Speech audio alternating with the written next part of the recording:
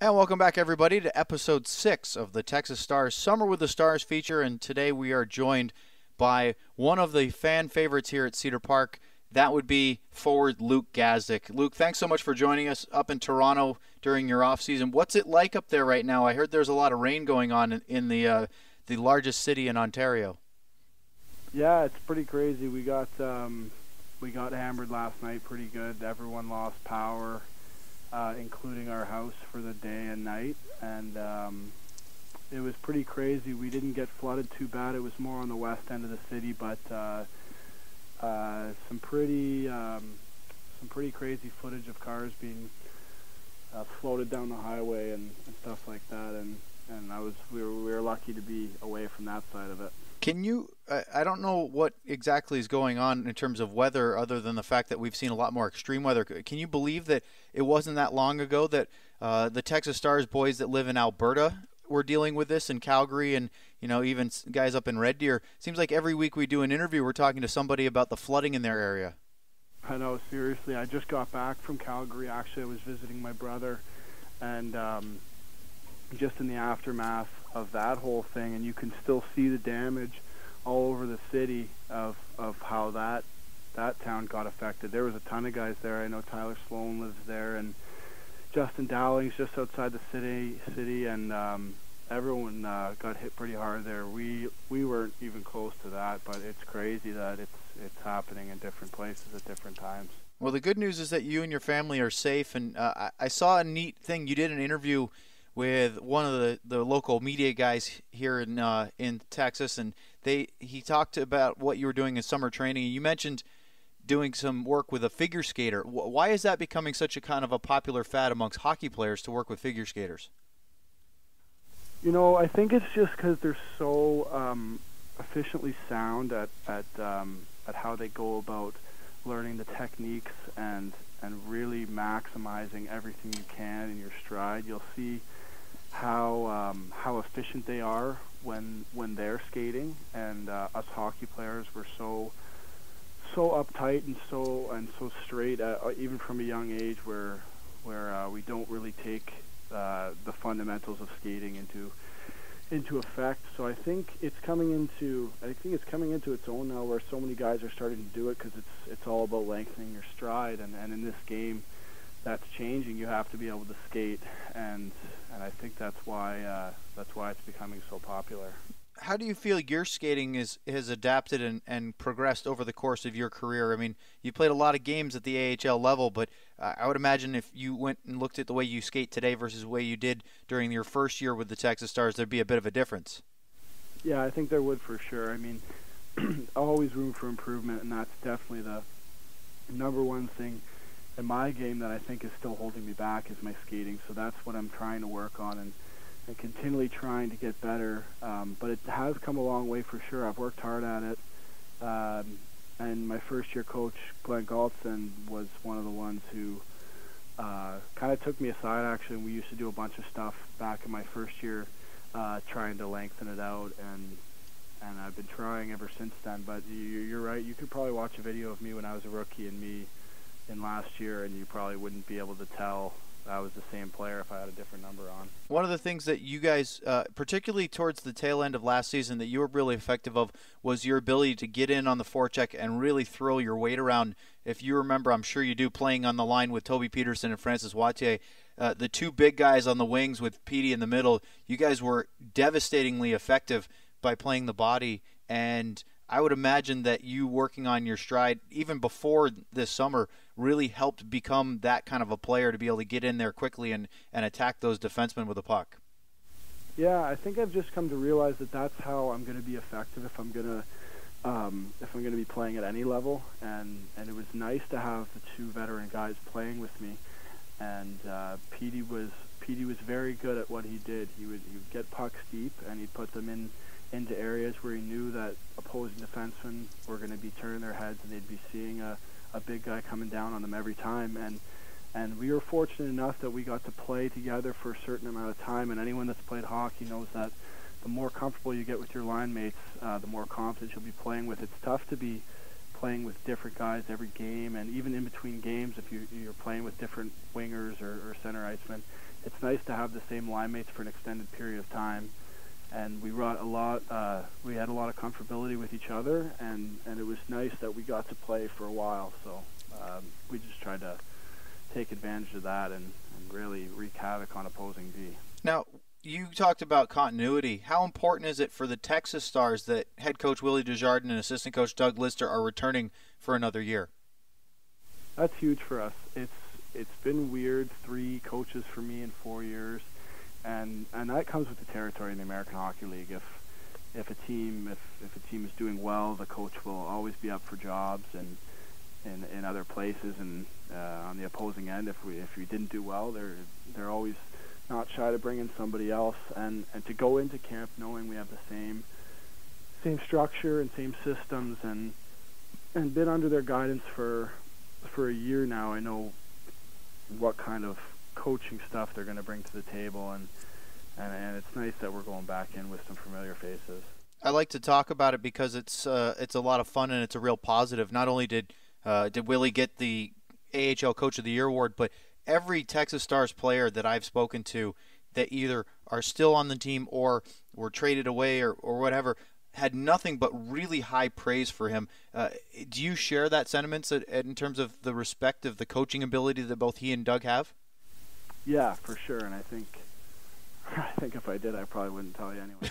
But, no, he definitely makes me feel comfortable at the rink, and he's a guy that you can ask any question to at any time, him or Doug. If you're unsure about something on the ice, off the ice, the door is literally always open. I don't think I've literally seen his coaching door closed unless there's something really important going on, where you can walk down there, you can ask him something. He's always willing to help you.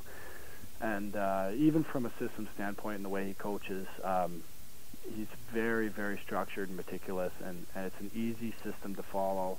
And he just makes things around the rink fun to come to every day. Practices are good, they're upbeat. He doesn't yell a ton unless something really needs to be hammered into your brain, and he definitely makes coming to the rink a better atmosphere. Well, there were rumors floating around at the end of the season that you may or may not be back with the Dallas Stars organization, but you did re-sign with the team. How much talk was there between you, your agent, and the Stars that you might go somewhere else or you might stick it with the Stars?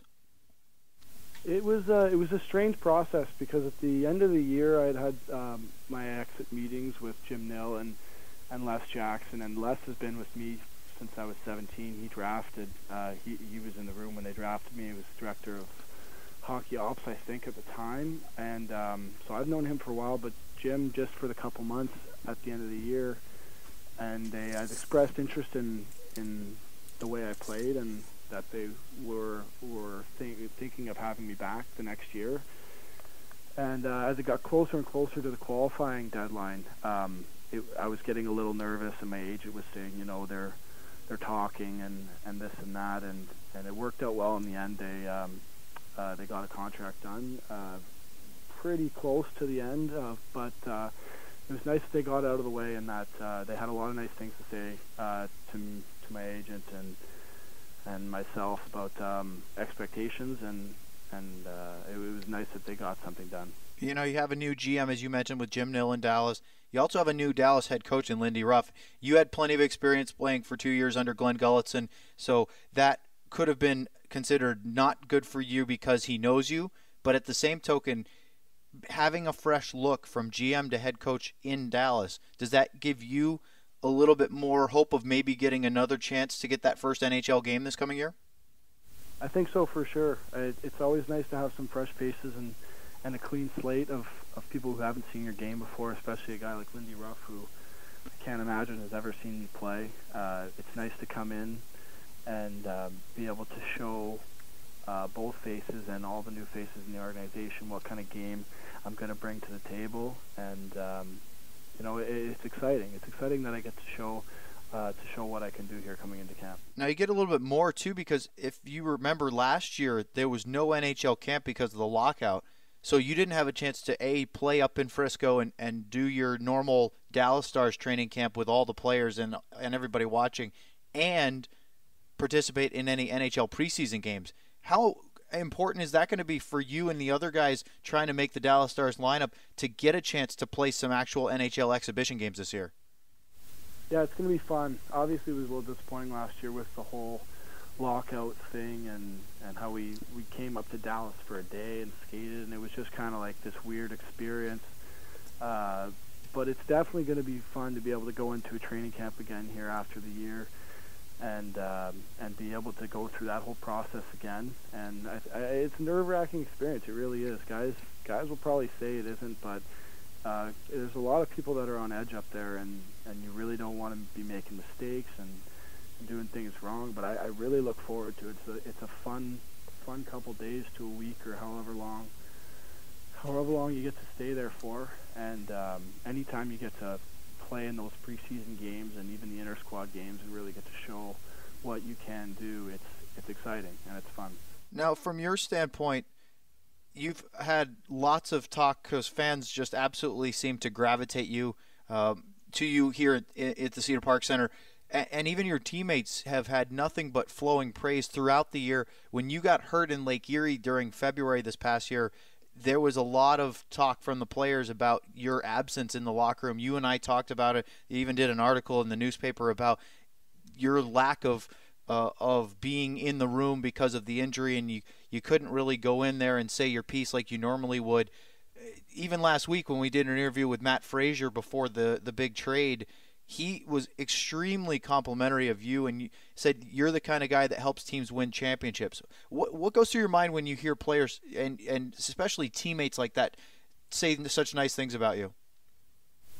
Yeah, it's humbling. I try my best all the time to make everyone on the team feel comfortable, and whether they're a first-year 19-year-old rookie or if you're a 35-year-old captain, I really try to treat everyone the same on and off the ice. I just try to make things fun for guys around the rink and try to lighten things up. And on game days and stuff like that, and during games, you mentioned, I'm not going in there and making like these huge motivational speeches where I'm standing in front yelling at guys, but it's just little things. I'm just trying to have a presence and get in guys' ears, and all over just a sense of comfortability for players, and trying not to make it too tense around here, and everything from at the rink to off the rink to what guys should be eating and what guys should be doing, how they should be carrying themselves in the community, and when we're traveling, anything like that. I'm just trying to be making myself available for my teammates. And the coaches responded to that too, because we talked to them about it multiple times during the year, that they didn't feel that you had to have a letter on your shoulder to be one of the leaders of the locker room. Yeah, it's not a big thing for me. I understand that. We have veteran guys that have played in the league for close to 10 years, and those guys get the letters ahead of us any day. Anyone that can battle through that much stuff is definitely more capable of wearing a letter, and it doesn't make a difference to me. I'm going to act the same way regardless if I have one or not, and it's just a bonus if I do get to wear one, and it's a sign that it's a reward for the hard work and effort I've put in, but it's not something I'm going to be acting differently if something's on my jersey. I look at this. You mentioned continuity before. Yourself, Travis Morin, Wattier, Sevier are all that's left of the original Texas Stars, players that have played for every season so far. There's 3 others on the list that are going to be wiped off this year, possibly. We know that Richard Bachman signed with Edmonton. We might see him playing for Oklahoma City, which will be a lot of fun and a little weird to see him in a non-Stars jersey. Matthew Tousigny, of course, wasn't re-signed by Dallas. And then there's a free agent out there who you're very familiar with, in Max Fortunas, the Stars captain from last year. I'll tell you, the number is dwindling of original Stars, but still having that group of 4 or 5 guys that have been together for 4 seasons has to be very important for this AHL team. It is, for sure. We've grown with these guys, and I remember showing up as a young pup with C's, and we've grown together, and it's nice to have the same core. And I think especially because of the year we had our first year, making it all the way to the Calder Cup Finals, losing in Game 6, it's definitely nice to bring that experience to the table. I wasn't as much of a part of it as I would have like to be, but I was still there for the entire time. And it's nice that those guys can still bring that experience, even if it is 4 years later, because they know how to win. They've proven that they know how to win, and you can even see that in the playoffs this year. It was really, really disappointing the way we ended off this year. I thought we were going to make it a lot farther than we did, and it's always nice to have some experience around there, especially the guys that I've grown with from the expansion years. You don't have to give me one-word answers, but just a quick thing of the other three original stars that are right now signed, and I say that because Fortunas is an unrestricted free agent. He could end up back with Texas. We just don't know. But tell me a little bit about your impressions of the kind of person, the kind of player these three are. First, we'll go with Colton Sevier. Steve's is an easy one. I've said it all along. For the last 4 years, he's been our most consistent player out of anyone that's been through the organization.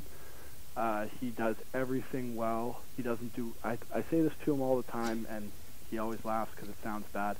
But he doesn't do anything really well, but he does everything well.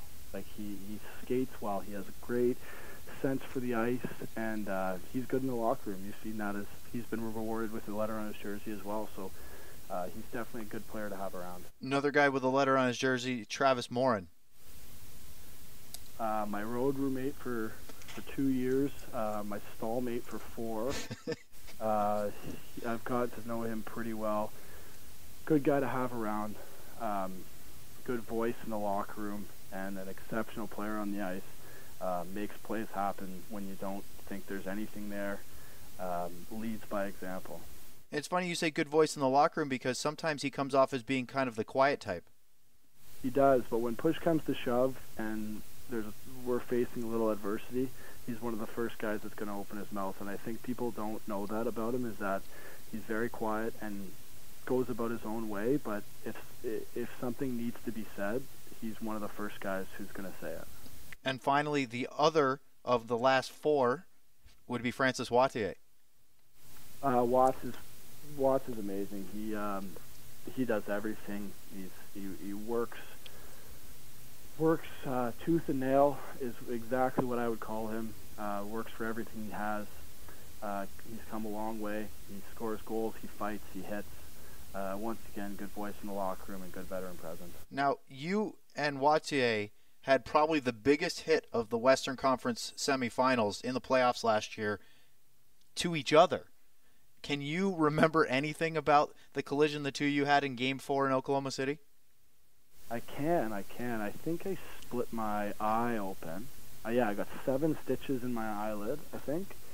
I just remember pushing a guy up the wall in the offensive zone, forcing him to the boards, and I remember looking up, and he cut one way, and Francis came in and just leveled me. But that happens. I mean, it's bound to happen.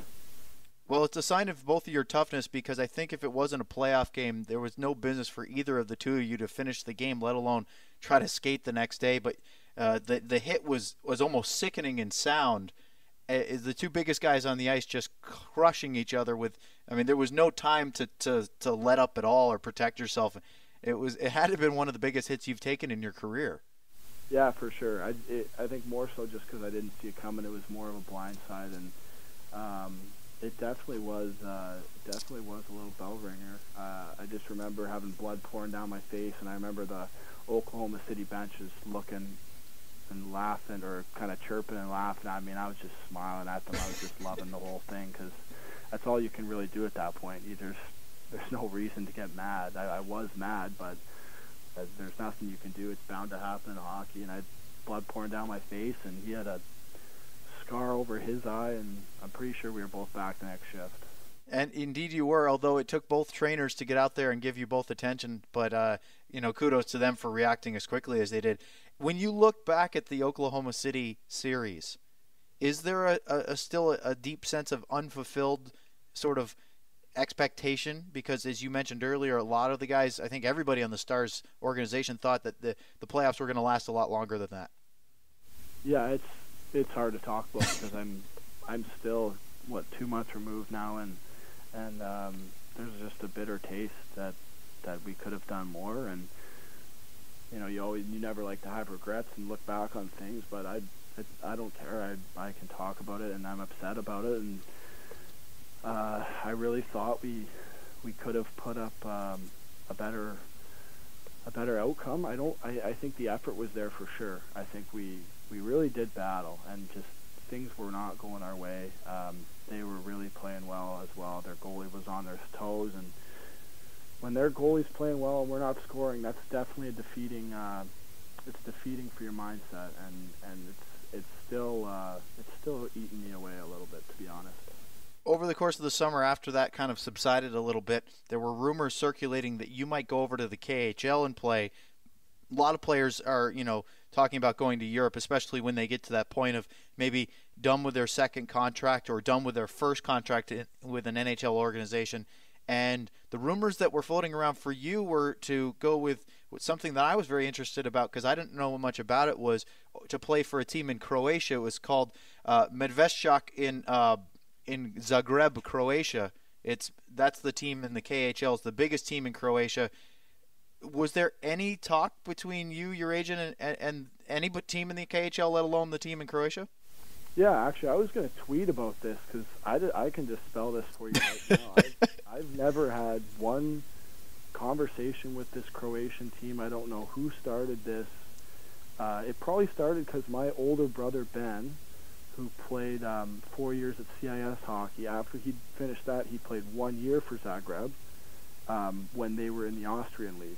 And that is the only connection I have there, that he was saying that they had been interested in trying to get me over there, and because I have Croatian ancestry, so I don't count as a full import. And but then it just escalated to the point where people were saying that I was going over there, and then I heard someone say that I had already signed, and I was literally going to make this public to Twitter. I don't tweet a lot, but I was going to say, like, hey, this is not true, because I didn't have any talks with them. Now, from your Croatian ancestry, how long ago was it that your ancestors came over to Canada?